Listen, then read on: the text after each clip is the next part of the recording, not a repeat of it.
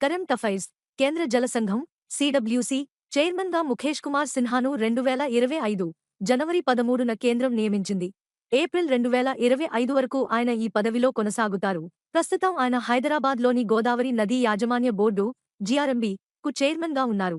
వాతావరణ మార్పులు నవ తప్పిదాలతో ప్రపంచవ్యాప్తంగా జీవవైవిధ్యం క్షీణిస్తోందని జీవవైవిధ్య పర్యావరణ వ్యవస్థ సర్వీసులపై అంతర్ ప్రభుత్వాల వేదిక ఐపీబీఈఎస్ వెల్లడించింది.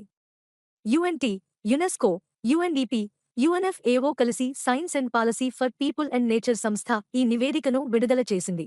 నివేదికలో అంశాలు: జీవవైవిధ్య క్షీణత ప్రభావం ఆర్థిక వ్యవస్థపై ఏటా 10 నుంచి 25 వరకు ట్రిలియన్ డాలర్లుగా ఉంది.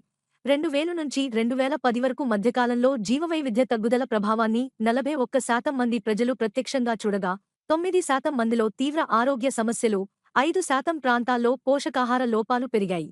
కేంద్ర వాణిజ్య శాఖ మంత్రి పీయూష్ గోయల్ 2024 జనవరి 14న ఇందూరు, నిజామాబాద్ జిల్లా లో జాతీయ పసుపు బోర్డును వర్చువల్గా ప్రారంభించారు.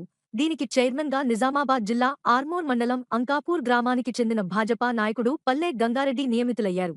స్వదేశీ పరిజ్ఞానంతో రూపొందించిన ట్యాంక్ విధ్వంసక గైడెడ్ క్షిపణి నాగ్ మార్క్ 2 పరీక్షను భారత్ విజయవంతంగా పూర్తి చేసింది. రాజస్థాన్లోని పోఖ్రాన్ ఇందుకు వేదికైంది. ఇది 3వ తరం ఫైర్ అండ్ ఫోర్గెట్ క్షిపణి.